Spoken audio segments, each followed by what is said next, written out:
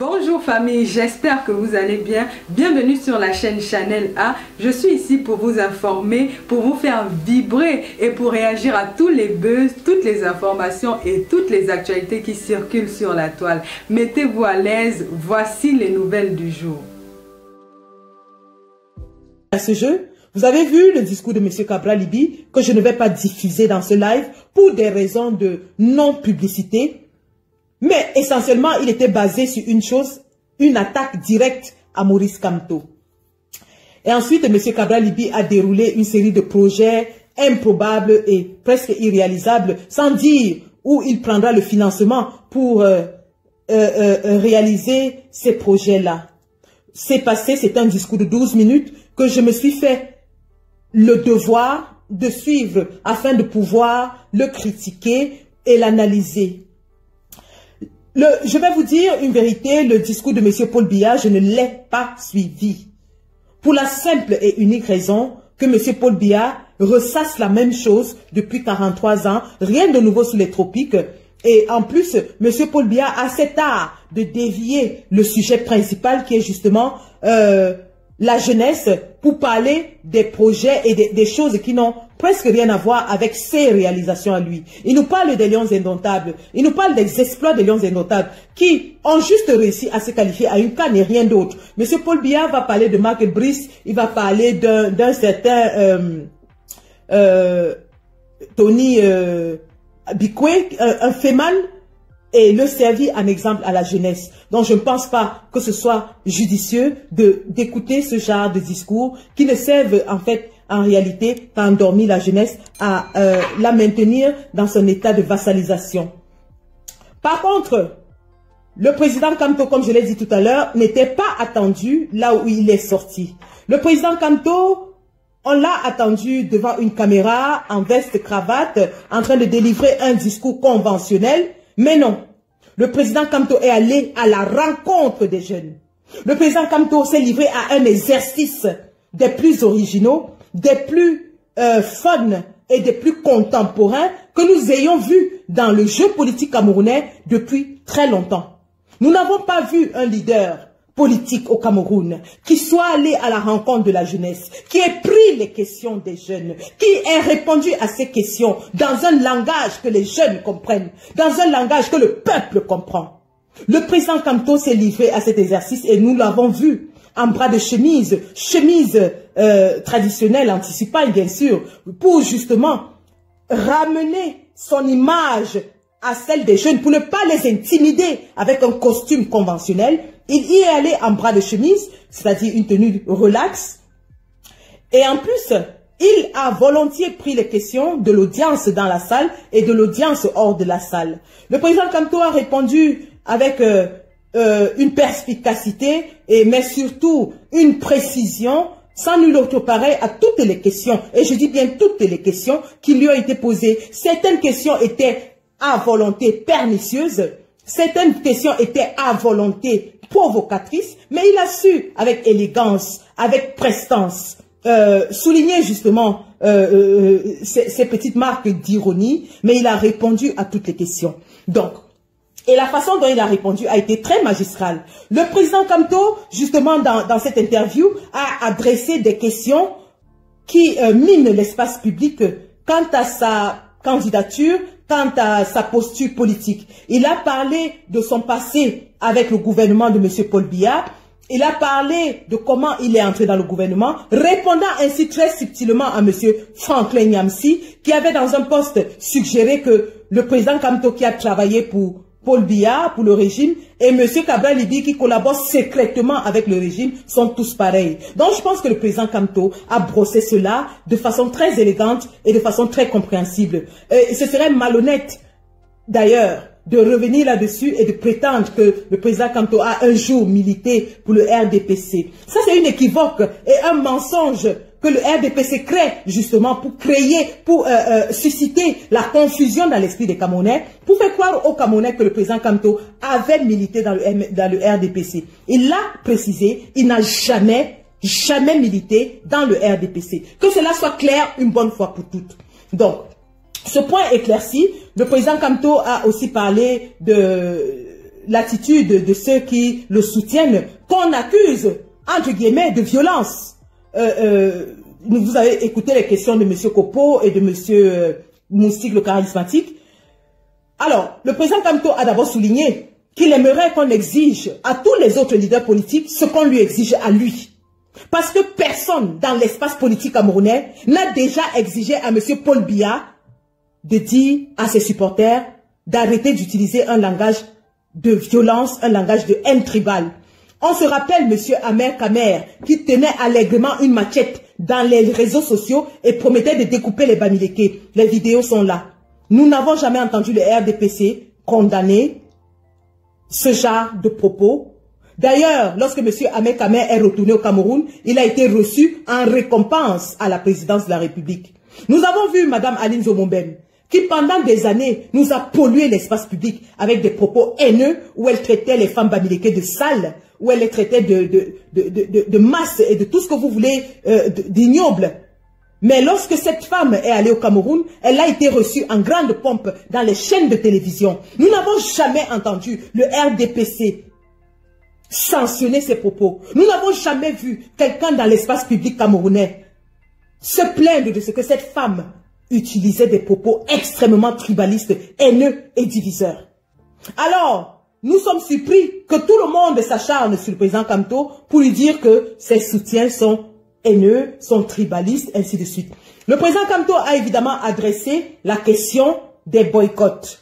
Il a donné son point de vue là-dessus. Et il a dit qu'il avait énoncé les 10 commandements qui caractérisent les gens qui le suivent. Et il a aussi dit qu'il ne peut pas faire la police derrière chacun. D'ailleurs, est-ce que M. Samuel Eto'o est tenu responsable de ce que ses supporters, ses soutiens débitent comme haine, comme propos injurieux dans la toile? Non. On n'a jamais appelé à M. Eto'o de restreindre la violence de ses soutiens. Et nous tous savons à quel point ces gens sont violents. Donc, ayant adressé cela, et je suis sûre et certaine que dans l'espace public camerounais, M. Cabral Libi n'a jamais été appelé à arrêter la violence verbale de ses soutiens. Ses soutiens qui d'ailleurs, comme le président Kamto l'a dit, livraient les marcheurs pacifiques à la police. Non, personne n'a jamais interpellé M. Cabral Libi là-dessus. Les soutiens de M. Cabral Libi qui débitent la haine tribale dans les réseaux sociaux, qui étaient même mêlés à un moment donné à l'empoisonnement d'une jeune femme, Mirabel Lingom. Nous n'avons pas vu M. Cabral Libi adresser ce problème.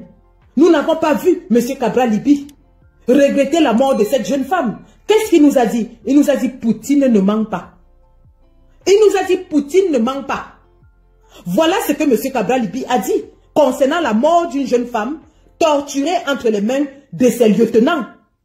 Poutine le lion. Mais personne dans l'espace public camerounais n'a interpellé M. Cabral Libi sur aucun plateau de télévision sur ce fait extrêmement grave de la mort d'une jeune femme entre les mains de ses lieutenants. Mais tous les jours, Kamto doit arrêter ses soutiens. Kamto doit arrêter ses soutiens. Kamto doit arrêter ses soutiens. À quel moment est-ce que vous avez demandé à M. Paul Biya d'arrêter Céline Mengue qui débitait des insanités sur les Bamileke?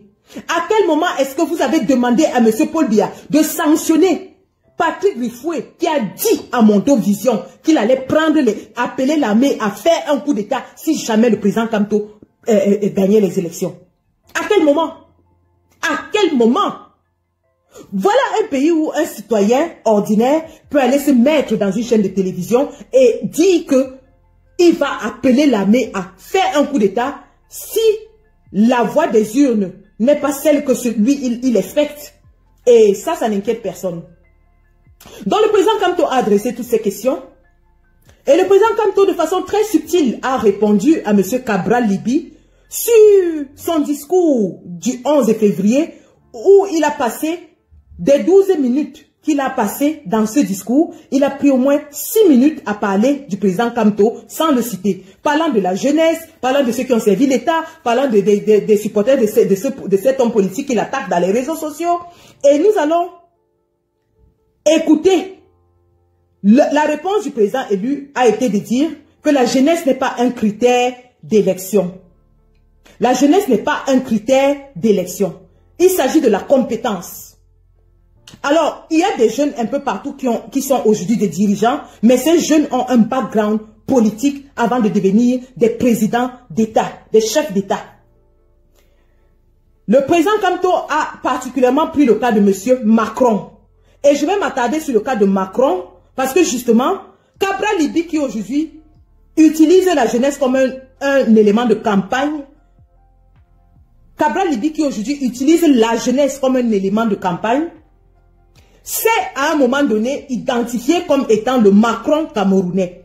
Raison pour laquelle aujourd'hui je vais m'attarder sur le cas de Macron. Le président Kamto a cité des exemples des présidents de l'AES et du président Macron qui avaient un bagage professionnel, politique assez impressionnant avant de se présenter à la magistrature suprême. Écoutons le parcours de M. Cabral Libby avant de devenir leader politique d'un parti à lui donné par le RDPC. Parce que ça, il faut le dire. Le PCRN a été donné à M. Cabral Libby par M. Atanganji.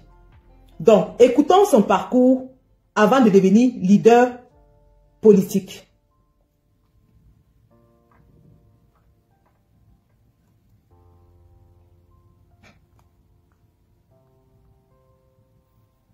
Voici le parcours de Cabral Libby. Question très simple à poser. Parce que lorsque quelqu'un a pour ambition de gouverner le Cameroun, moi je m'en vais fouiller un peu dans sa vie. J'ai envie de savoir qui est celui qui va me gouverner. Alors, j'ai un peu regardé la vie de M. Libby. M. Libby a été à l'université, contractuel là-bas, avec les faveurs qu'il avait auprès de certains responsables. On lui a donné un petit espace pour faire une boutique. Il a fait la boutique. La boutique n'a pas pu être gérée, il l'a fermée avant 1 an. Je parle même, le mot boutique est un mot très noble, c'était une épicerie. Alors moi je voudrais que les Camerounais me disent comment quelqu'un qui n'a pas pu tenir une épicerie pourra gérer le Cameroun. Au Cameroun, nos ancêtres que nous connaissons bien. Premier point. Deuxième point, Monsieur Libby met trop en avant sa jeunesse, etc. Je voudrais lui dire de ne pas rêver. Attali, lorsqu'il présentait son livre... Oh, est-ce que vous pouvez arrêter de m'appeler? Récemment, le titre m'échappe, je crois, sans réponse sur la gestion de la France, avait dit quelque chose d'impressionnant. C'était 2 ans avant la fin du mandat d'Hollande. Attali avait déclaré que la France, dans 2 ans, sera gouvernée par quelqu'un qui a moins de 39 ans. Et c'est ce qui s'est passé avec Macron. Ça signifie quoi? Ça signifie que le CAP 40, vous savez ce que c'est que le CAP 40, je présume que M. Libby aussi sait ce que c'est. Et Macron était le rapporteur de la commission Attali. Voilà, avait déjà... Voilà, vous avez l'information. Il ne risque pas de dire que j'ai menti. Ça signifie tout simplement que le CAP 40 avait déjà validé que c'est Macron qui sera candidat. Je voudrais dire à mon jeune frère qu'il n'y a pas de hasard, qu'il n'ait pas la naïveté de croire qu'incapable de gérer une épicerie, il va venir gérer le Cameroun. Il a encore beaucoup à apprendre. Les Camerounais ne sont pas dupes, stupides au point de confier leur destin à des mains inexpertes qui n'ont jamais posé un acte de gouvernement. Je vous remercie. Voilà. Est-ce que vous avez entendu? Voilà donc le parcours professionnel de M. Cabral Libby. M. Cabral Libby sort de l'université. Je ne sais pas s'il a terminé son cursus universitaire. Je ne sais pas. Mais je mets au défi quiconque de venir nous dire quelle fonction M. Cabral Libby a occupé dans quelle structure. On vous dit on lui a donné une épicerie à l'université de Yaoundé 2, à Soa, où il faisait la faculté de droit. On lui a donné une épicerie de gérer. En quelques mois, l'épicerie est tombée. Donc, quelqu'un qui ne peut pas gérer une épicerie utilise la jeunesse comme étant un critère et veut gérer le Cameroun. A contrario, il s'identifie au Macron camerounais, mais vous avez entendu un peu que le CAC 40, qui est l'association de tous les grands patrons français, avait déjà coopté Macron comme étant le prochain président. Je vais vous donner le parcours de Macron. À 39 ans, hein? À 39 ans. À 39 ans. Je vais vous donner dans le parcours de Macron. Donc, Macron a été inspecteur de finances à sa sortie de l'ENA en 2004. Il est devenu inspecteur des finances. En 2006, il devient directeur du groupe Mouvement des entreprises de France. Le plus grand employeur de la France, mais il a refusé. En 2007, il devient rapporteur adjoint de M. Jacques Attali, comme vous avez entendu là. Vous avez entendu, non? Ensuite, il devient un banquier investisseur. Donc, vous savez, en Europe, il y a ce qu'on appelle les banques d'investissement. Macron devient donc un banquier d'investissement. Donc, les gens qui nous chantent que le Macron camerounais là, sortez-nous le CV de votre Macron camerounais. Mettez ça en ligne. Nous tous, on voit son parcours professionnel. On voit là où il a travaillé. On voit avec qui il a collaboré. On voit quel est vraiment son cursus professionnel. Il a travaillé où? Dans quelle société? Quand? Sortez-nous le cursus professionnel de votre Macron. Parce que le vrai Macron, à sa sortie de l'ENA, avait déjà un parcours impressionnant. En 2008, il quitte son job comme inspecteur des finances et devient directeur de la Rothschild Bank. Ça, c'est le parcours de Macron. Hein. Donc, les gens qui nous chantent que le Macron camerounais, posez-nous le CV de votre Macron camerounais, on compare avec le CV du Macron français. Parce qu'on ne peut pas seulement prendre le nom de quelqu'un parce qu'il est jeune et tu es jeune. Mets son parcours, tu mets ton parcours. On compare les deux parcours. Comme ça, tu vas dire avec raison que tu es le Macron camerounais. Oui. Tu prends un discours de la jeunesse qui fait 12 minutes, tu fais 6 minutes à attaquer un autre candidat de l'opposition sur son âge. Soit disant que toi, tu es jeune et que tu es le Macron camerounais. Voici le parcours du Macron français. Dépose-nous ton parcours. Dorénavant, quand les gens du PCRN viennent nous rabattre les oreilles avec l'affaire de Macron et de jeunesse, demandez-lui le CV, demandez-leur le CV de leur Macron camerounais, à qui on avait donné une épicerie à l'université de Yaoundé 2 soirs. Il n'a pas pu gérer pendant 6 mois. C'est de ça qu'il s'agit. Quelqu'un qui ne peut pas gérer une épicerie qui n'a pas un capital de 100 000 veut gérer un pays. Adama. Adama. Macron, on continue, hein? On continue. Il devient membre du board supervisoire du journal Le Monde en 2010. Continuons. Sa carrière politique, ça c'était la carrière professionnelle avant la politique. C'est-à-dire, il sort de l'ENA, il entre dans le monde de la finance et de la banque, il est dans les boards des grandes sociétés, il est banquier, investisseur, ainsi de suite. Ça, c'est sa vie professionnelle avant d'entrer en politique. Et maintenant, il entre en politique. Lui-même, il crée son mouvement. Cabral Libi, puisque tu es le Macron camerounais, où est ton parti que tu as créé? Crée ton parti. Ne pas prendre les partis que le RDPC t'emprunte pour venir jouer les troubles faits. Parce que oui, 11 millions, le RDPC est derrière. Purs, si c'était Purs, l'autre, Univers, le RDPC est derrière. PCRN, le RDPC est derrière. Et ce n'est pas Papa Kona qui va nous dire le contraire. Papa Kona a dit que c'est Atanganji qui t'a amené vers lui et a dit prends ce garçon. Papa Kona a dit que c'est Atanganji qui t'a amené à lui et a dit prends ce garçon. Le Macron camerounais, Macron a créé son propre parti. Toi, ton parti que tu as créé est où? Où est ton parti? Tu prends la moitié de ton temps de parole que tu dois t'adresser à la jeunesse. Tu prends ça pour attaquer un autre opposant. Dans un live TikTok, toi-même tu as dit que tu préfères encore soutenir le RDPC. Et je vais montrer à quel point tu es similaire aux activistes d'État. Parce que tu es un opposant d'État. Les opposants d'État sont les opposants des opposants. Ils ne s'opposent pas au gouvernement. Ils s'opposent aux autres opposants. Toi, ton combat maintenant n'est pas avec Paul Biya. Ton combat est avec Maurice Kamto. Ton combat, tu ne combats pas Paul Biya. Tu nous l'as dit que tu préfères soutenir le RDPC. Ton combat, ce n'est pas contre Paul Biya. Ton combat, c'est contre Maurice Kamto. De la même façon, les activistes d'État, leur combat, ce n'est pas le RDPC. Leur combat, c'est les combattants. C'est les autres activistes. Leurs flèches sont dirigées contre les activistes. Ils laissent, et d'ailleurs, ils acclament le régime. Et je vais vous faire entendre ça. Comment ils disent que Paul Biya ne partira pas. Paul Biya n'est pas prêt de partir. Mais les combattants, ils les déchirent en longueur de journée, en longueur de live. Voilà ce qu'on appelle les combattants d'État. Oui. Cabral Libye, tu es un opposant d'État. Oui, oui.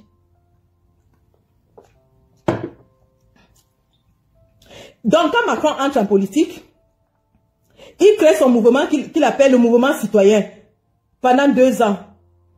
Ensuite, il est assistant au maire Georges Sarr du 11e arrondissement de Paris.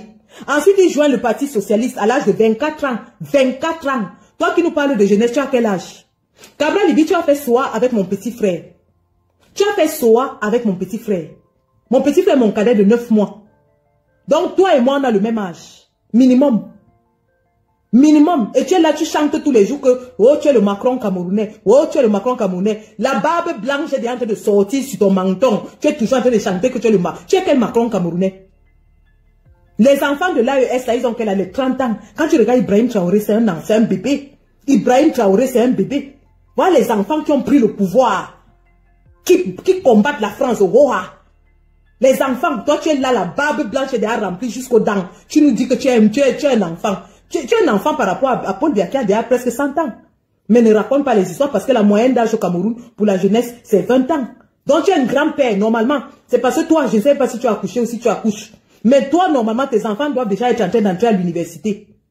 Tes enfants, toi, doivent déjà être en train d'entrer à 18 ans. Parce que tu es un papa de au moins 44, 45 ans. Tu es là tous les jours, tu nous chantes que tu es un enfant. Tu es quel enfant? Tu es quel enfant? Voici le parcours de Macron. Donc, dorénavant, avant de nous dire que tu es le Macron camerounais, pose ton CV par terre et on pose le CV de Macron, on compare pour dire que tu es effectivement comme Macron.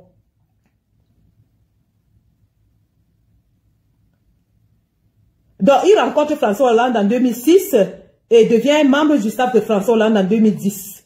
Ensuite, il a un siège à l'Assemblée nationale, tu vois, en 2007. Il entre dans le gouvernement de François Fillon. Il devient adjoint secrétaire général de l'Élysée entre 2012 et 2014. Et puis en 2014, il entre dans le gouvernement de Manuel Valls.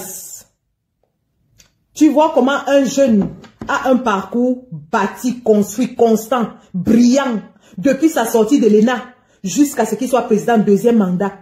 Toi, tu n'as même pas pu gérer une épicerie. Tu n'enseignes pas à l'université. On ne sait pas ce que tu fais dans la vie. Mais tu nous dis que tu es Macron. Tu es Macron de quoi? Tu es semblable à Macron en quoi? Dis-nous, en dehors de ce que tu es maigre comme Macron, ta similarité avec Macron est à quel niveau? Parce que tu nous dis ici que tu es le Macron camerounais. Mais nous, on voit le parcours de Macron depuis la sortie de l'ENA jusqu'à aujourd'hui. Toi, ton parcours, depuis soi à aujourd'hui, c'est quoi? Parti politique, tu n'as pas. Parcours politique, tu n'as pas. Parcours professionnel, tu n'as pas. Tu as alors finalement quoi? Quel est ton background? Qu'est-ce que tu as fait? Quel est ton parcours? Ton seul boulot, c'est à l'Assemblée, là où tu es en train de prendre 1 million tous les mois, et avec les petits avantages. Donne-nous ton parcours professionnel, monsieur, qu'on apprécie. Convainc la jeunesse camerounaise, pas avec ton âge, mais avec ton expérience sur le plan professionnel, sur le plan politique. Trêve de longs discours et d'insultes. C'est la compétence qui doit parler. Quand on parle de présidence de la République d'un pays, on parle de compétence. Montre-nous en quoi tu es compétent. Moi, si on me demande que Sandy, tu sais faire quoi dans la vie? Je vais dire que je connais faire le Bayam Selam. J'ai fait le Bayam Selam, tout le monde a vu. C'est moi qui crée le marché Andem, au Carrefour Andem à Lopom. C'est moi. J'étais mingling comme ça, j'étais un tout petit enfant. Tout le monde m'a vu sous la pluie avec mon comptoir de manioc. Je connais faire le Bayam Selam. Je connais soigner les gens. Je suis infirmière depuis 7 ans. Et dans ma profession d'infirmière, j'ai progressé jusqu'à devenir cadre. Je connais au moins l'autre là. Je connais l'anatomie et la physiologie du corps humain. Je connais l'autre là. Hein, mon père? Sur le plan politique, je vais dire que quoi? Je suis activiste. Je ne suis pas moi politicienne. Voilà ma part de parcours. J'ai mis mes seins dehors. Vous tous, vous avez vu mes babouches. J'ai déposé ça dehors pour protester contre les enfants qui étaient tués à Boya et à Kumba. Tout le monde a vu. Voilà mon palmarès là-bas. Ton palmarès, c'est quoi? Coigne. Tu fais tout un discours pour insulter les gens. Ton palmarès, c'est quoi? Dorénavant, quand les gens vont venir commenter, je vais dire, déposez-moi le palmarès de votre champion. C'est la compétence qu'on va choisir en octobre. Et non l'âge. C'est la compétence. Et d'ailleurs, si Paul Biya était vieux en 1982, il ne serait plus au pouvoir aujourd'hui. Si Paul Biya avait 60 ans, il serait déjà mort. Donc, on ne veut plus de quelqu'un qui va venir caler au pouvoir au Cameroun. On ne veut plus. On ne veut plus. Quand Biya arrivé au pouvoir, il avait 39 ans. Il est calé, il ne veut plus partir. Cam no go. Cam no go. Il est venu, il ne veut plus partir. On ne veut plus de Cam no go. On ne veut plus. On veut quelqu'un qui a un parcours, un background, une expérience, une compétence. On veut quelqu'un qu'on sait que 10 ans, 14 ans, il part. Il laisse ce pays entre les mains des jeunes qui vont continuer ses projets. On ne veut plus. Donc ta jeunesse et toi, allez chercher des compétences et revenez convaincre les Camerounais. On ne va plus voter les gens par rapport à leur visage. On va voter les gens par rapport à leurs compétences. C'est ça qui est ça. Donc ça, c'était le côté de M. Cabral Libye. En ce qui concerne M. Kopo et M. Moustique, comme je vous ai dit, c'est des rigolos. C'est des rigolos, tout simplement. Kopo, c'est mon grand frère, Boulou. Et je sais que c'est une sardine. Il ne le cache pas, c'est une sardine. Une grosse sardine même. Parce que ce que Kopo dit là que son candidat c'est Joshua aussi. Ça c'est de la rigolade. Il sait très bien que aux dernières élections, Joshua aussi n'était même pas, je ne sais même pas quel pourcentage il avait eu. Et il sait très bien, puisqu'il suit la politique, que entre temps, le SDF. Alors, je vais un peu répondre à M. Kopo. Joshua aussi, avec le soutien de Frundi en 2018.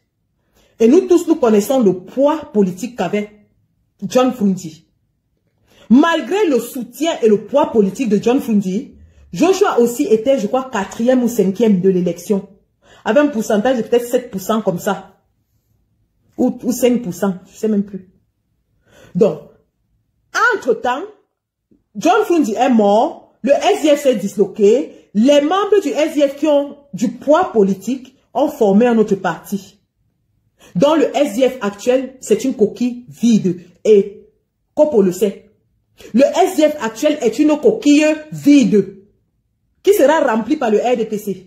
Donc, en réalité, Kopo nous dit qu'il soutient aussi parce qu'il sait que c'est un suppôt du RDPC, parce que Kopo lui-même est du RDPC. C'est ça qui est la vérité. Kopo est boulou de 100 000. Moi, je connais. Ma mère était boulou. Chez les boulous, quand tu nais, on te nourrit au biberon du RDPC. On te dit que c'est le RDPC que tu dois soutenir. Chez nous, on avait mon père qui était SDF, ma mère était RDPC. Et ma mère était RDPC, sachant toutes les tares du régime, mais elle supportait quand même le RDPC parce que c'est la culture chez les boulous.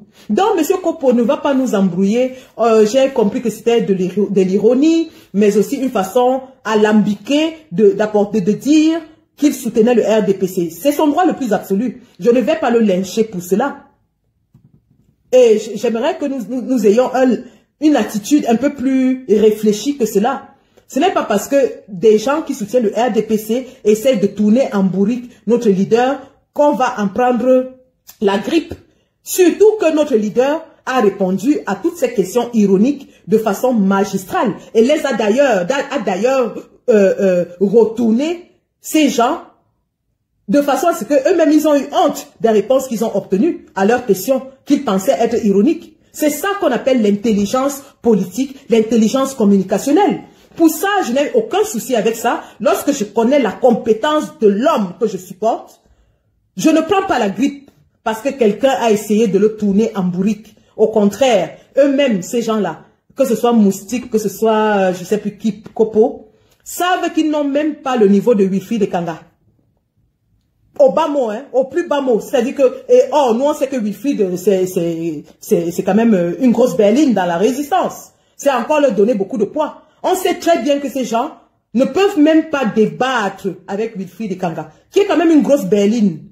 Je parle même de même mon petit frère Willy Menge. Même mon petit frère Willy Menge, mais c'est Wistiti, d'accord. Donc imaginez donc que c'est quand même le président Kamto, professeur agrégé de droit, quand même.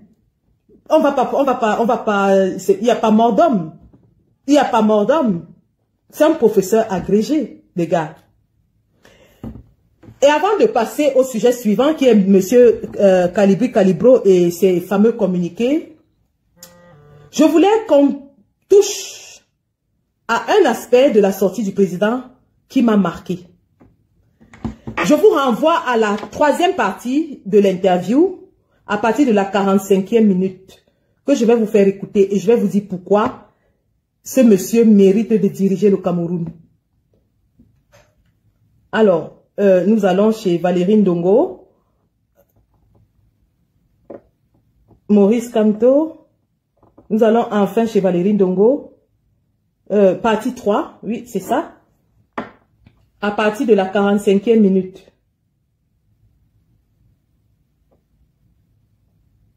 Voilà. Bon. Qu'est-ce qui se passe à la 45e minute de l'interview du président Kamto chez Valérie Ndongo? Valérie Ndongo a fini d'aborder tous les sujets et il envoie le président Kamto au tableau pour faire une démonstration. Et il demande au président Kamto de choisir entre Douala et Yaoundé. Le président Kamto dit comme ça, il dit Douala, Douala, allons sur Douala. Et je vous fais écouter donc ce que le président Kamto dit. Et on revient là-dessus.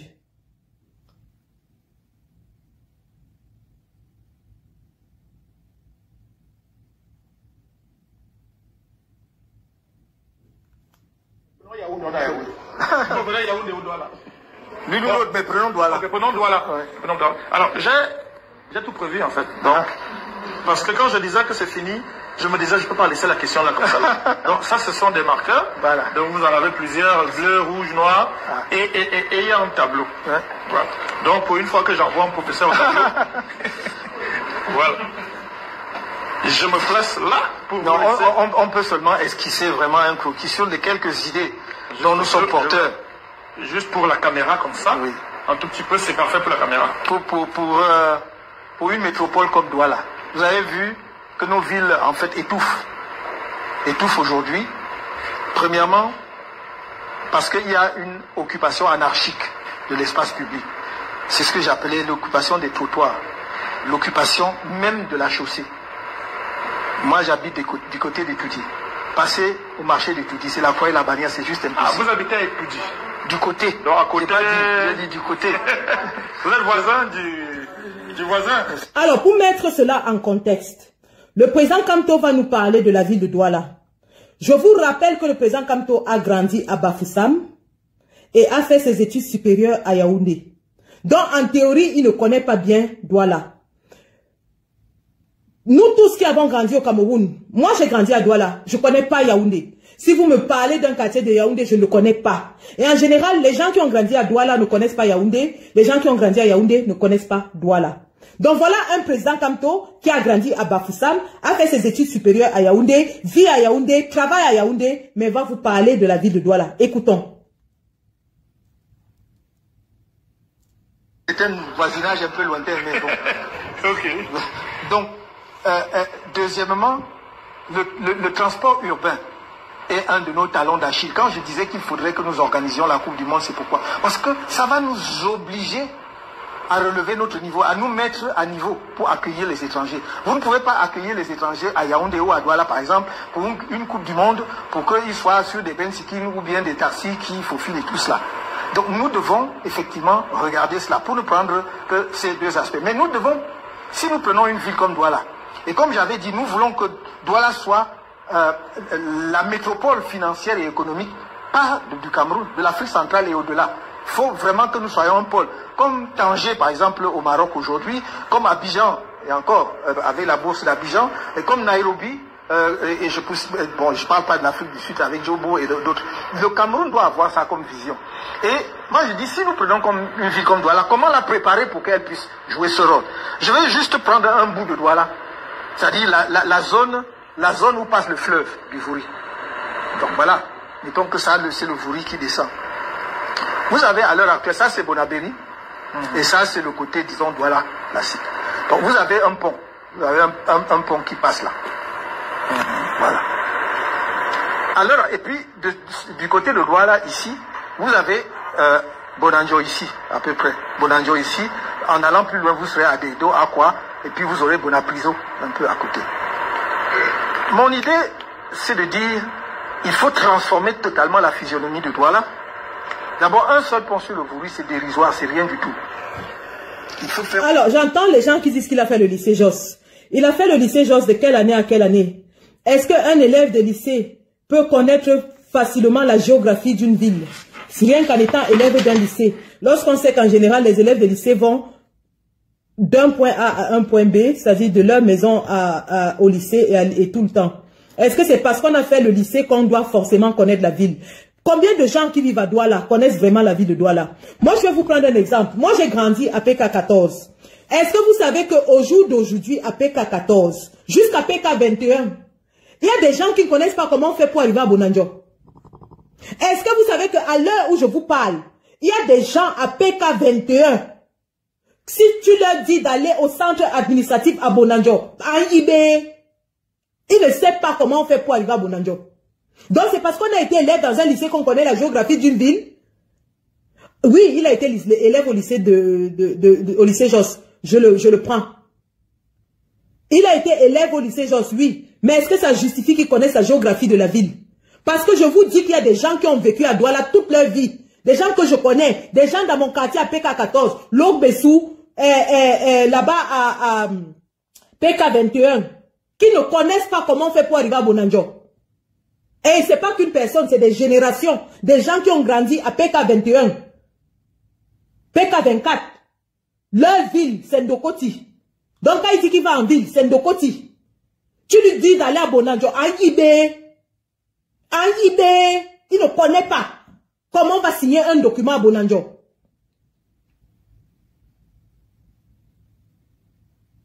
Il a fait le lycée Jos, oui, d'accord. Mais ça justifie sa connaissance de la géographie de Douala, parce qu'on va l'écouter. Au moins 3 ponts sur le Vouri. On est obligé de les faire plutôt en haut, en aval, parce que le port occupe toute la zone qui va vers le sud. Donc il faut au moins 2 autres ponts. Ça, même si nous avons un deuxième, parce que l'ancien pont ne fonctionne plus vraiment, donc je considère qu'il y a un grand pont sur le Vouri. Si vous avez un deuxième pont, ce pont-là peut déjà être un pont de désenclavement, de telle sorte que les véhicules qui viennent des DA, de Yaoundé et tout ça, les transporteurs, qui veulent aller à l'ouest ou dans le sud-ouest, prennent ce pont-là directement. Et vont peut-être rejoindre un échangeur ici qui va distribuer entre machins. Donc il faut un deuxième pont.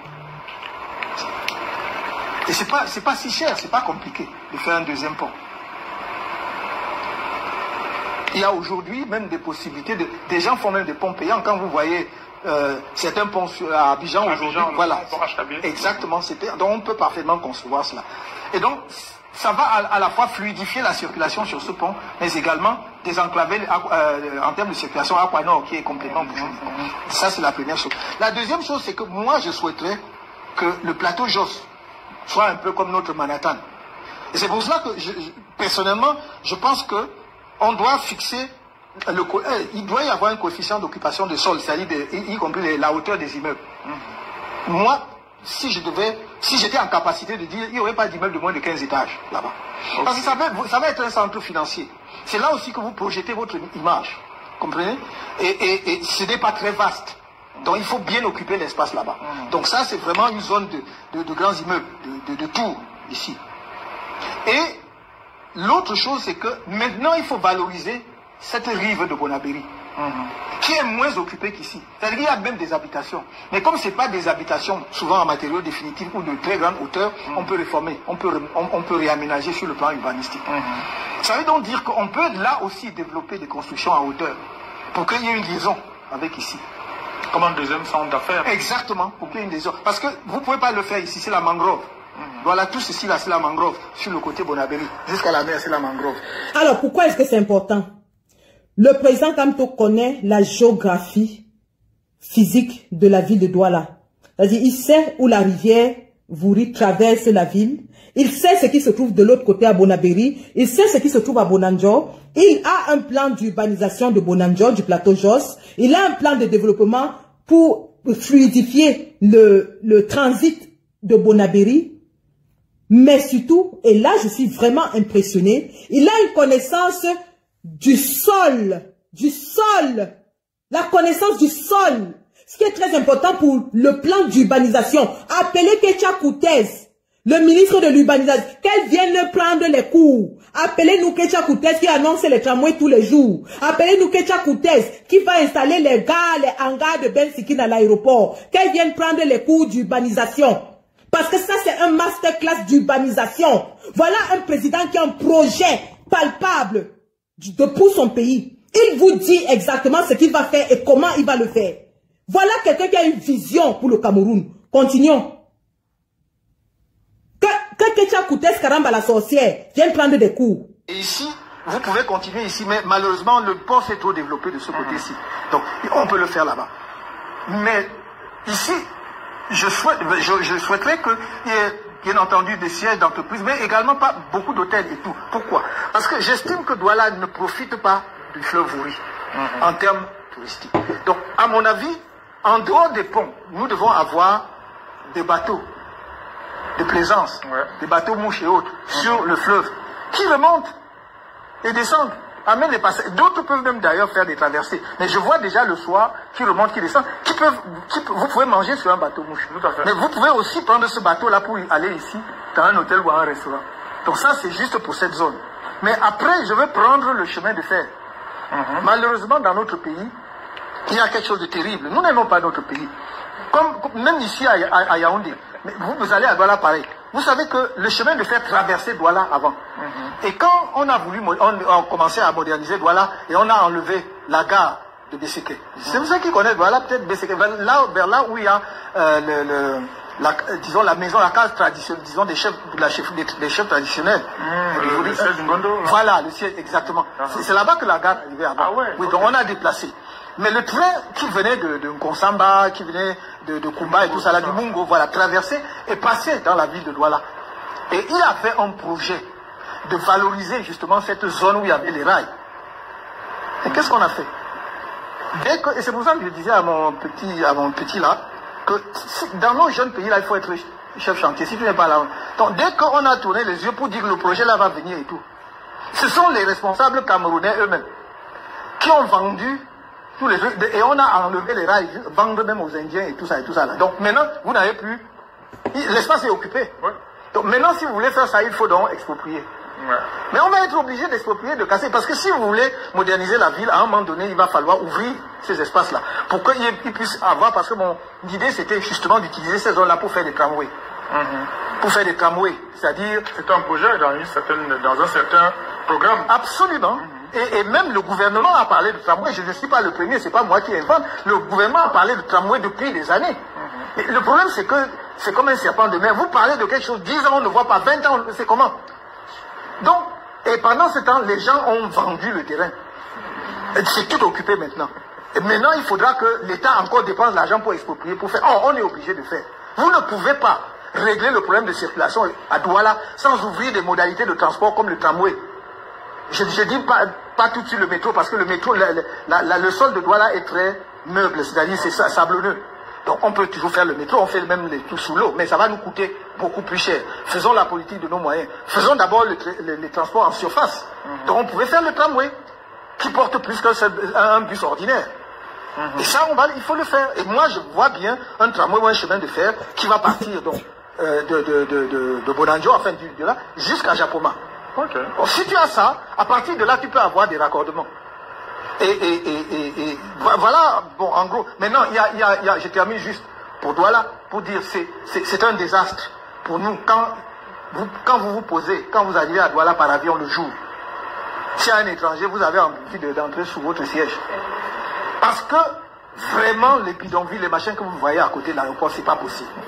Des trucs dans l'eau, vers là où l'avion était tombé, là, dans la Banga Pongo, merci. Il faut régler ça, sans compter même les gens qui maintenant sont dans l'aéroport. Depuis des années, J'ai entendu encore le maire de Douala dire dernièrement qu'il faut qu'il enlève ça. Ouais. J'espère qu'il va y arriver. Parce que c'est la politique qui empêche ça. C'est pas qu'on ne peut pas éclairer. Ce sont nous-mêmes, enfin pas nous les hommes politiques, ce sont les responsables publics qui jouent.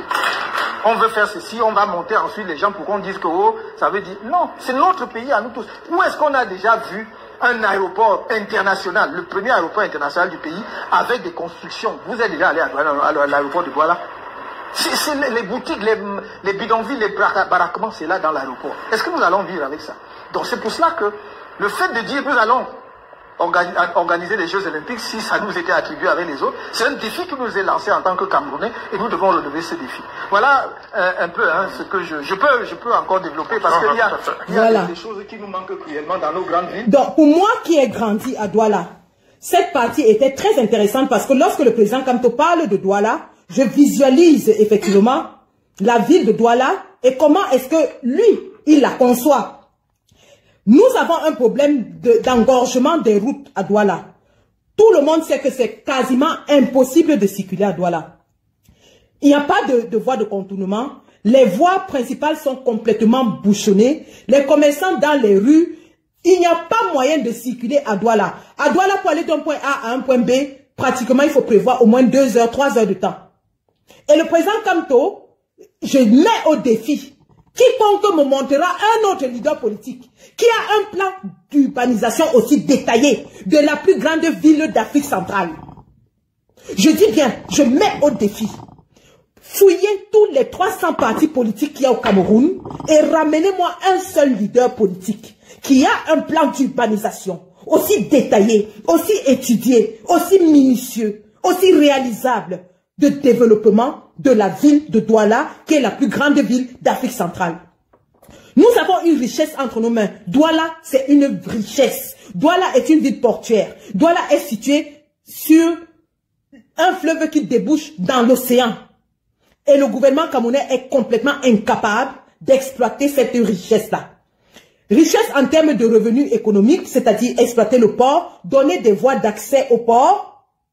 L'ancien réseau ferroviaire partait effectivement, le président Kamto parlait du réseau ferroviaire qui partait de Kumba et passait par Bessenguet, mais il y a un réseau ferroviaire qui part aussi du port de Douala pour acheminer les marchandises, qui passe par Akwa, Ngodi, derrière le lycée d'Akwa, Ngodi, tombe à PK5, va à Sindokoti et continue.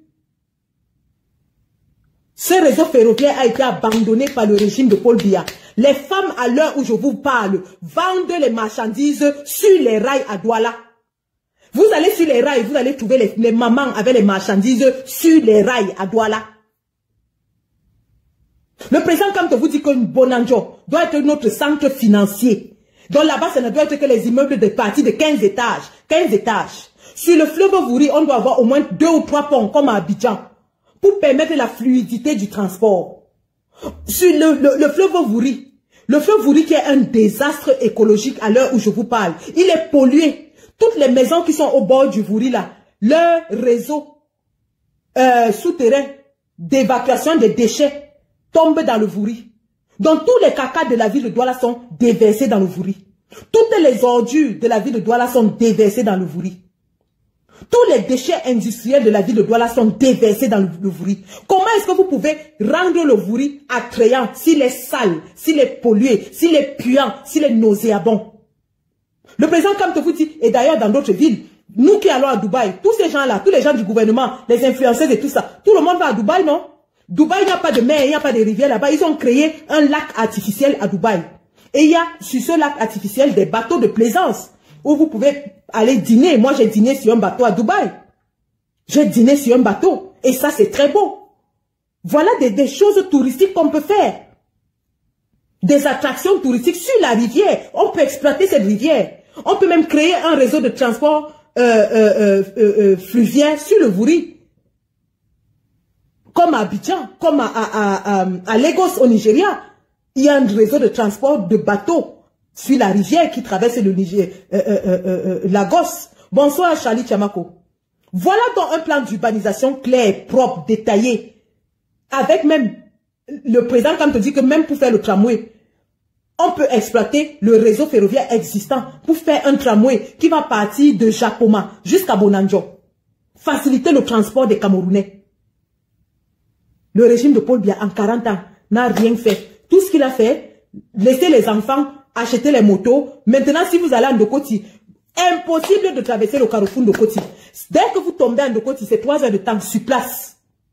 La moto, la voiture ne bouge pas. 3 heures de temps sur place à Ndokoti. Les motos sont remplies. Les motos. Paul Biya nous a dit qu'il créait 500 000 emplois. Les 500 000 emplois là, c'est 500 000 motos. Versés à Ndokoti. Voici un homme qui a un plan de développement clair, propre pour notre pays. Propre. Je ne suis même pas allé parce qu'après il parle de Yaoundé. Comment est-ce qu'on peut exploiter Yaoundé pour qu'il n'y ait plus des inondations? Parce que Yaoundé est une ville qui a 7 collines. Comment est-ce qu'on peut construire sur Yaoundé pour éviter qu'il y ait ce qu'on a eu en Bankolo? Voilà un homme qui est prêt, qui a un programme prêt. Les gens viennent nous parler ici tous les jours. Ah, parlez du programme de Kamto. Parlez-nous du programme de Kamto. Voilà le programme de Kamto. Quand notre leader politique vient nous dire quel projet il a pour le Cameroun, détaillé, propre, clair, avec tous les petits détails jusqu'au sol, comme ça. Jusqu'à la qualité du sol, comme il a parlé là. Je cherche un autre leader politique. Il n'y en a pas. Donc arrêtez la sorcellerie. Il faut arrêter la sorcellerie. Maintenant, je vais parler du dossier de M. Kalibri Kalibro. J'ai vu son lieutenant Klouaman Dibanke qui est en train de s'agiter dans mon live. Asseyez-vous bien, M. Klouaman Dibanke, parce que ça va déménager maintenant. Nous allons parler de Kalibri Kalibro. Et à l'occasion, je vais prendre les gens. Ceux qui veulent témoigner vont témoigner. Je vais les prendre là. Port de l'Ouest, après toi, tu vas monter. Mignon Cité, après toi, tu vas monter. Tous ceux qui ont à dire, je vais les faire monter. Vous allez tout dire aujourd'hui. Aujourd'hui, là, j'ai dit que c'est la messe de Requiem. C'est la dernière messe, la messe finale. Nous allons lire la messe finale aujourd'hui. Parce que trop, c'est trop. Trop, c'est trop. Oui. Donc, les gars, vous savez que j'avais déjà parlé de M. Kalibri ici. On s'est séparés, chacun a pris sa route.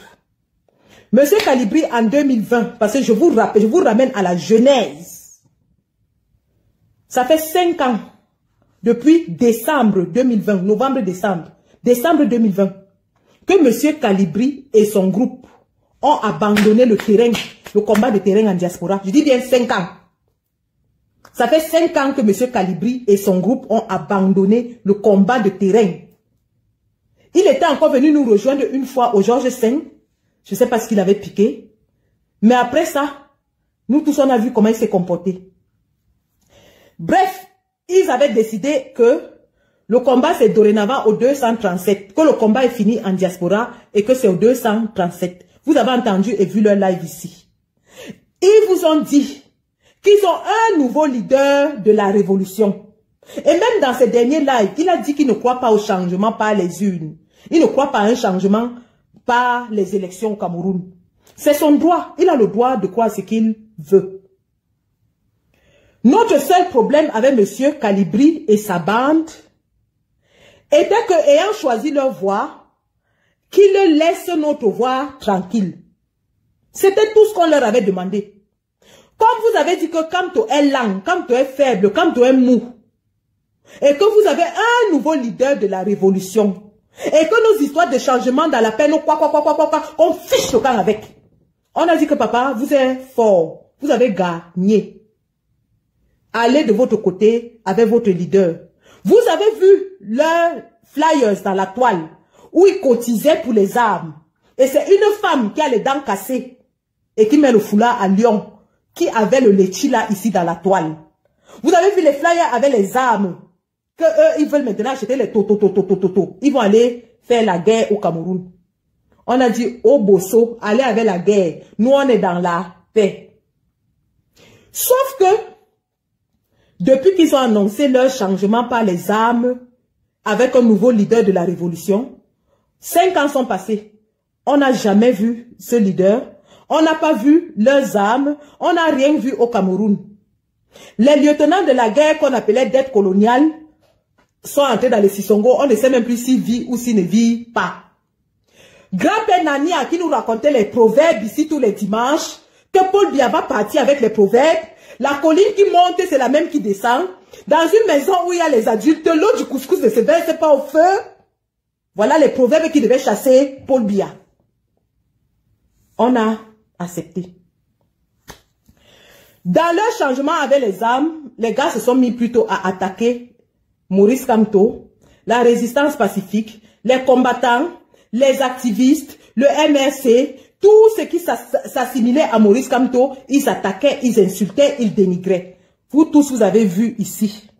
Ce monsieur ne peut pas faire un live pour nous parler de ses projets à lui, pour nous dire ce que lui va faire, ou ce qu'il est en train de faire, pour nous montrer quelque chose qu'il a fait. La dernière fois où on a vu qu'il avait fait quelque chose, il avait acheté un vieux camion avec la photo de Bibou Nissak dessus. Un vieux camion.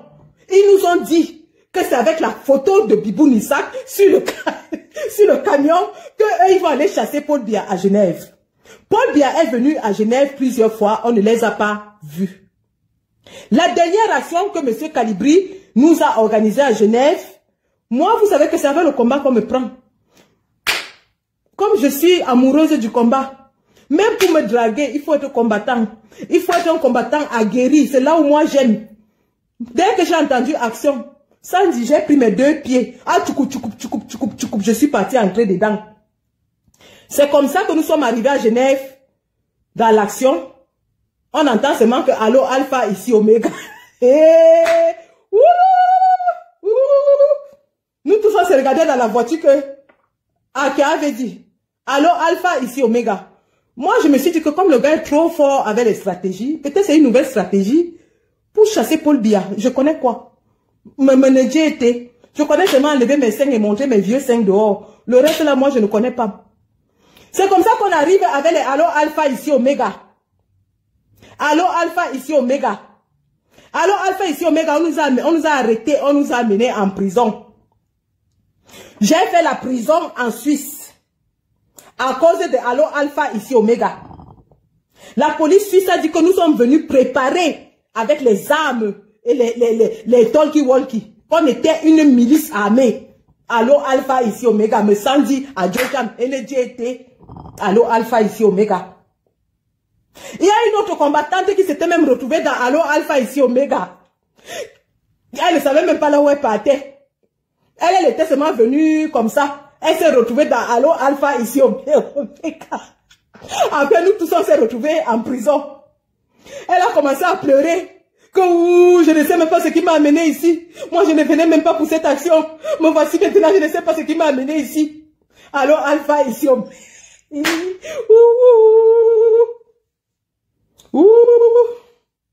Nous sommes arrivés au tribunal de Allo Alpha ici Omega. Nous sommes arrivés au tribunal de Allo Alpha ici Omega.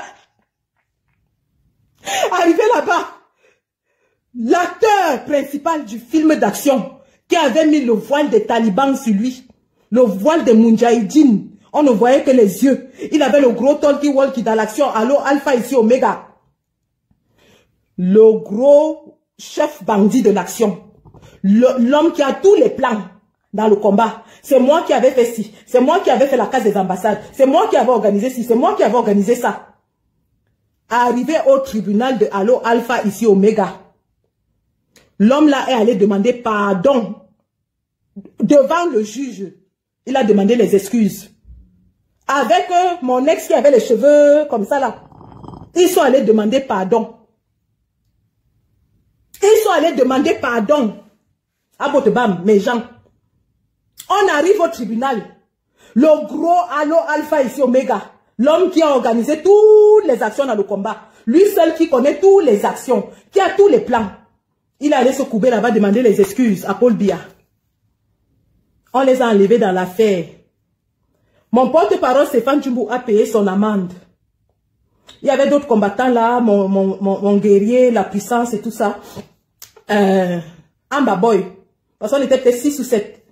Les gars ont payé leur amende. Moi, j'ai signé un compte là-bas que je ne paye pas.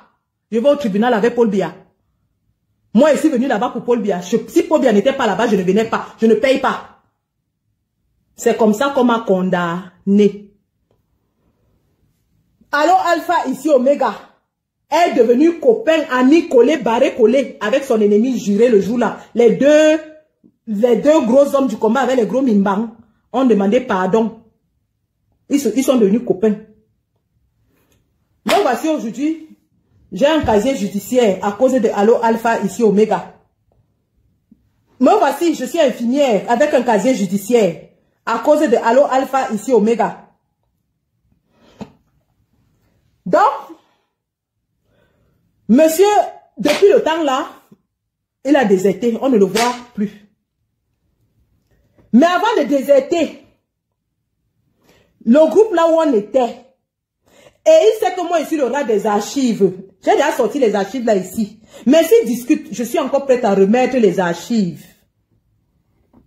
Dans le groupe où on était, il m'avait convoqué, leur groupe m'avait convoqué à une réunion pour me demander que est-ce que ma page est devenue la page du MSC. Qu'on ne doit plus parler du MSC. J'ai dit que, Zamba Beli Loli. Quand on est les activistes, on ne doit plus parler du MSC. J'ai dit, ok. Ce qui a suivi, ma copine de Lyon, un jour se réveille comme ça là. Elle commence à insulter les Bamileke qui sont sales. Ils doivent dépoussiérer leurs coutumes. Soukoudjou est sale avec son gros ventre plein d'huile. Oh, les Bamileke, ils crachent partout. Ils font ceci, ils ne lavent pas les mains, ils ne lavent pas. Maman, moi-même, j'avais défendu. Oh. J'ai défendu pour jusqu'à... La toile était tombée sur elle. J'ai pris mon dos, j'ai dit que avant de l'attaquer, vous allez d'abord passer sur moi. Je savais, moi, j'étais le choukhead du groupe. J'étais le choukhead du groupe. Donc, quand il fallait faire groudier, c'est moi qu'on prenait, on mettait devant. J'étais le choukhead du groupe. La dungourou du groupe. Là où les Lechi passaient, Sandy ne voyait pas. Parce qu'ils avaient créé un autre groupe où ils discutaient les affaires de Lechi. Max vous avait dit ici que quand eux ils traitent des vraies choses, Sandy n'est pas dedans. Parce que sa bouche parle. Le miel circulait, est-ce que moi je savais? Au contraire, j'enlevais ma part d'argent, j'ajoutais. On nous a dit que le leader n'a pas l'argent pour payer le loyer, cotiser. Sandy, j'ai enlevé mes 200 pounds, j'ai mis dedans que pardon mon fils, paye ton loyer. À un moment donné, on nous disait qu'il faut qu'on lui achète la voiture, le régime de Paul Biya le poursuit, il est poursuivi. Il nous a même montré comment les gens étaient venus casser la porte dans son appartement. Les photos sont dans le groupe.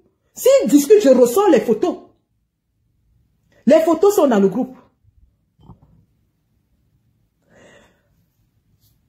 Qu'il faut payer son appartement. On a cotisé, j'ai cotisé. Dans tout ça, sa copine de Lyon ne cotisait jamais, mais c'est à elle qu'on remettait l'argent. Elle s'est sentie réfléchissait. Moi, je ne m'occupais même pas moi des problèmes d'argent. Mon problème était que le combat, les actions, à organiser les actions, moi, je suis dedans. Dès qu'on dit action, je suis déjà debout. Debout. Un jour, on reste comme ça. Après qu'il a fait son action de M. Macron, au salon de l'agriculture, que nous tous on a applaudi, il nous a dit que la garde rapprochée de Macron lui a donné la carte et qu'il doit aller au Quai d'Orsay les rencontrer. Mais ça, on a applaudi, on a dit que c'est une bonne chose, ça va aider le combat. Depuis qu'on cherche les ouvertures, on ne voit pas. Si on a maintenant l'ouverture au Quai d'Orsay, ce n'est pas une bonne chose. On reste comme ça. Maître Touko, que mon ami d'hier, qui dit aujourd'hui qu'il n'est pas mon ami, alors que je voulais même adopter sa fille qu'il était venu ici pleurer dans les réseaux sociaux, que les gouvernements de Paul Biya ont violé sa fille de 6 ans. Il a pleuré ça ici. Il avait même eu des problèmes avec Elle Chenou, disant que Elle Chenou est venu parler de sa fille de 6 ans, que le gouvernement a violé. Sandy de Boston, j'accouche par césarienne. J'ai fait 4 césariennes, je ne peux plus accoucher. J'ai proposé à mon fils que papa, je vais adopter ta fille. Dis-moi seulement, pas le père de mes enfants, lui n'a pas de problème. Hein.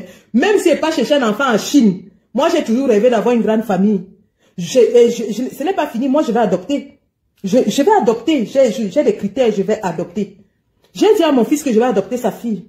Aujourd'hui, il s'en va chez GMTV, il dit qu'il ne me connaît pas. Papa, tu as raison, tu ne me connais pas. Pour l'autre là, j'accepte.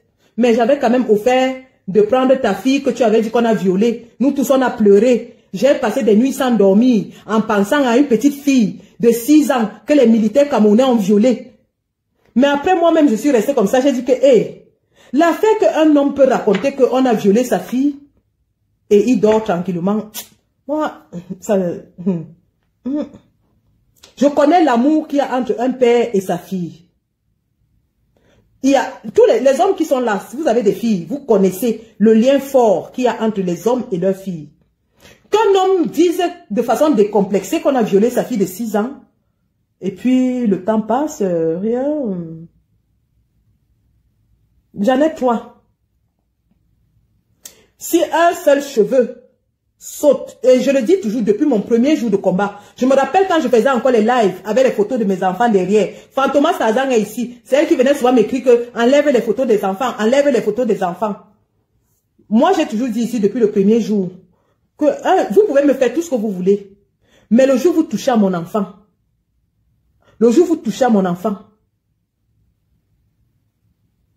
l'Ukraine est petit. Ce qui se passe en Ukraine est petit. Ce sera jusqu'à la 10e génération. J'efface tout. Je rase tout ça. Je mets tout par terre. Je le dis. Donc, en tout cas, ça s'est passé. Revenons au combat. 2020, donc, M. Macron a pris la carte de la garde rapprochée de Macron. Un jour comme ça, on reste dans le groupe. On voit le message en ce moment reçu au Quai d'Orsay. Maître Touko, qui est devenu sa brosse à dents, il ne peut pas faire live, sans laver, rincer, sécher. Maître Touko dit comment il n'a rien dans la tête. Maître Touko, c'est un monsieur très effacé. Vous voyez seulement ses écrits, il ne parle pas de sa personne. C'est peut-être moi qui peux parler de lui, mais il n'aime même pas. C'est un monsieur très effacé. Si je vous donne le parcours politique, militant, professionnel de cet homme, il n'y en a pas 3 comme lui au Cameroun. Je peux même, parce que même le président Kamto a l'expérience, je vais dire, politique en tant qu'il a servi dans le gouvernement. Il a un bagage intellectuel que personne d'autre n'a en Afrique. Mais il y a une certaine expérience militante que certaines personnes ont. Et Maître Touko fait partie de ces gens-là, qui a une richesse d'expérience. Et un bagage intellectuel. Tout le monde lit ses écrits. Je vous mets au défi de trouver dans notre combat 2 personnes qui font des analyses politiques comme Maître Touko. C'est son nom qui est devenu la brosse à dents.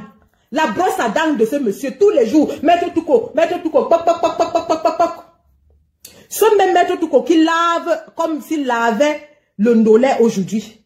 C'est lui qui avait rédigé le document. Qu'il a pris. Il est parti à l'Élysée sans dire à personne. Personne n'était au courant que Calibri est parti à l'Élysée. Calibri est parti à l'Élysée seul. Il n'a dit à personne. Alors qu'on était en groupe de travail. Il y avait des anciens. Il y avait Brice Ninche. Il y avait Maître Amédée qui étaient nos conseillers.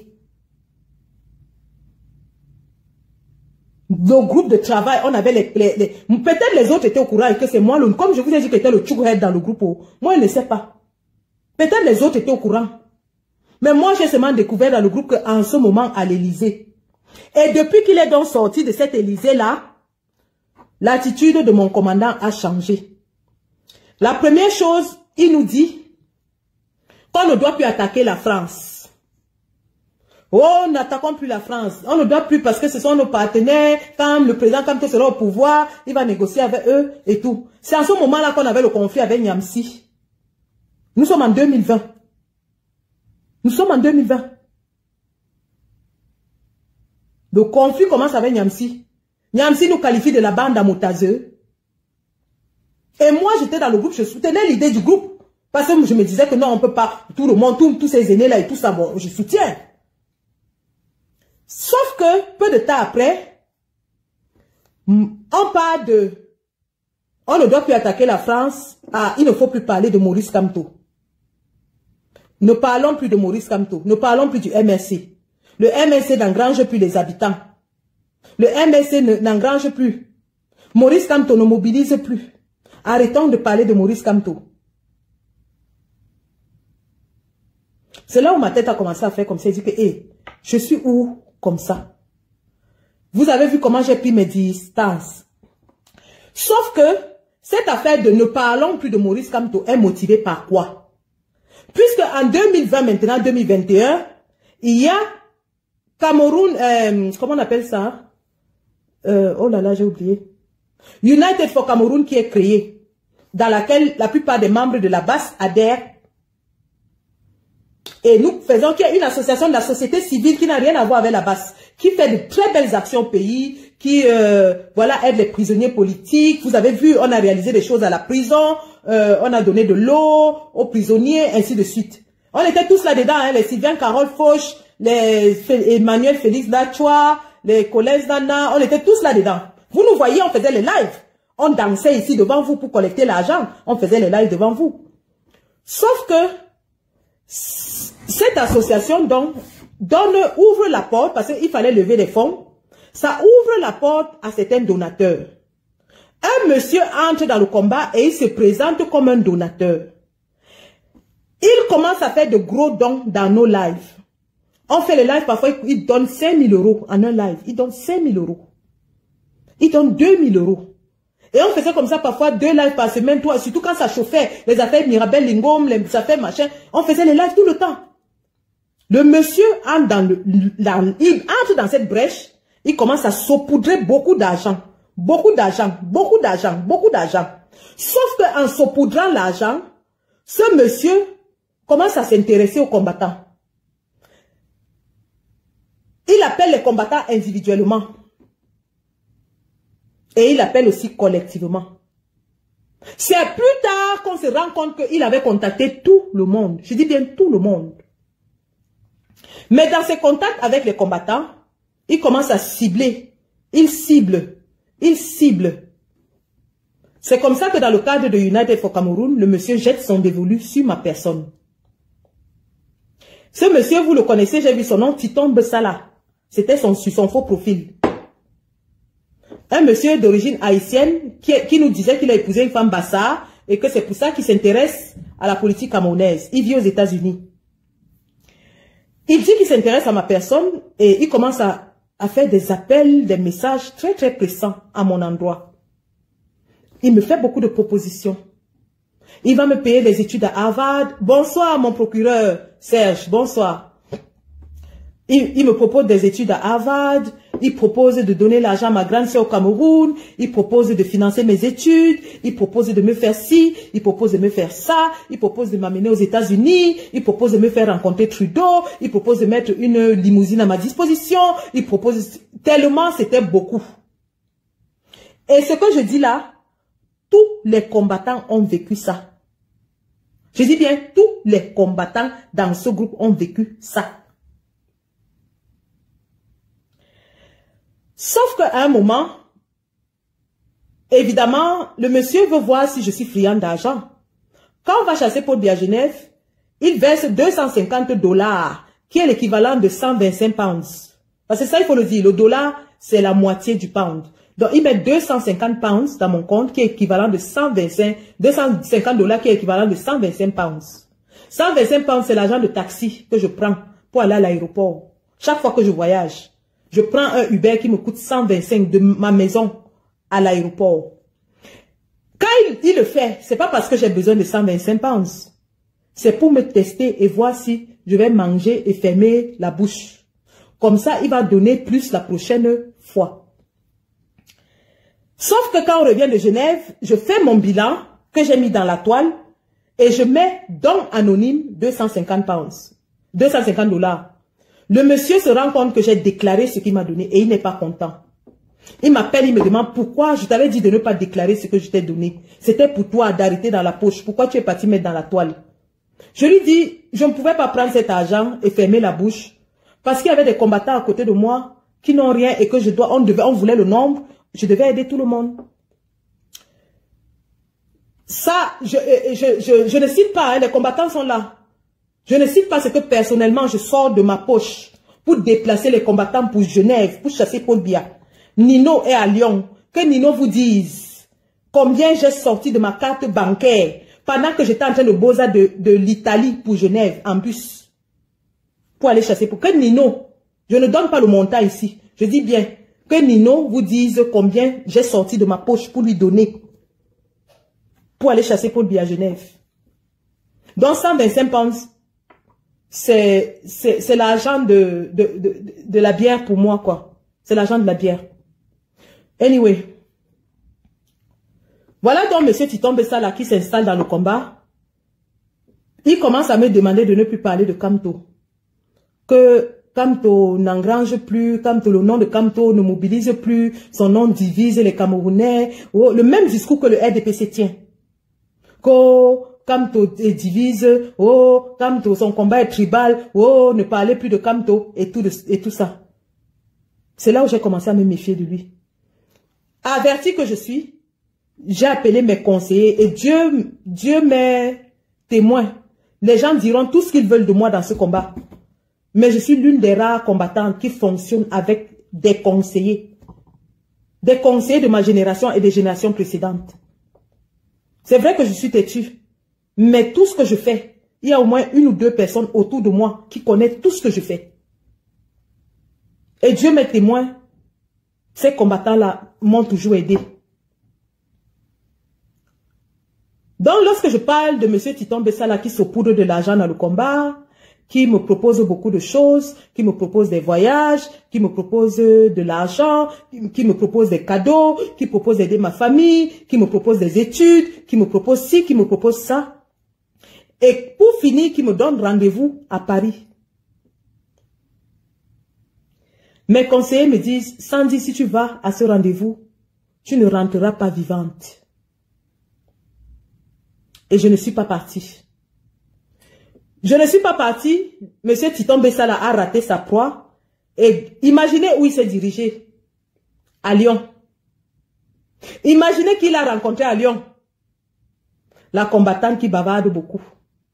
Ancienne combattante, parce qu'elle n'est plus combattante, hein, qui bavarde beaucoup.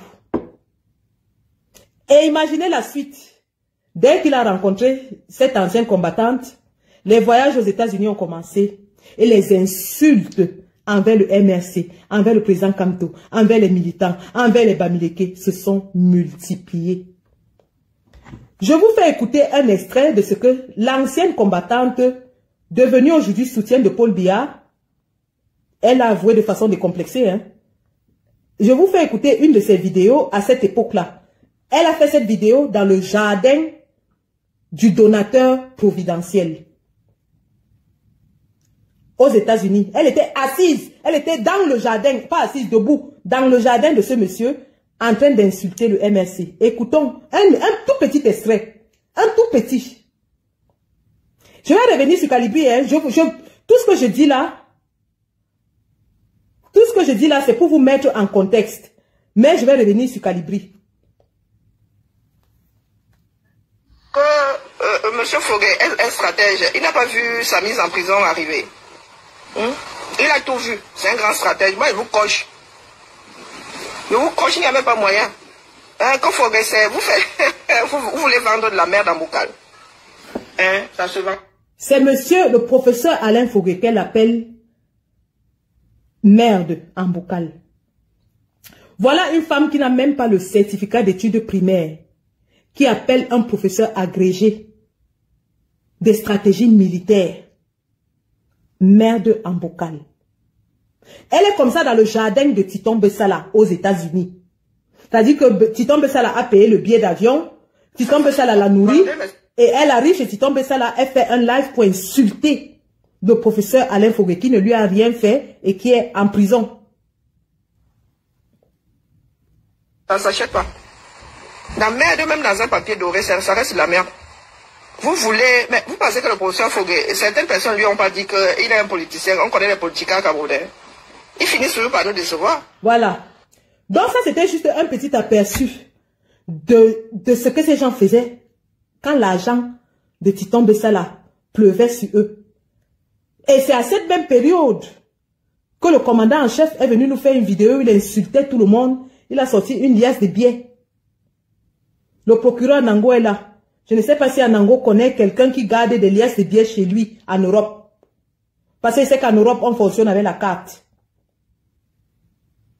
Je pars de ma maison à Luton jusqu'à Paris sans sortir un seul billet.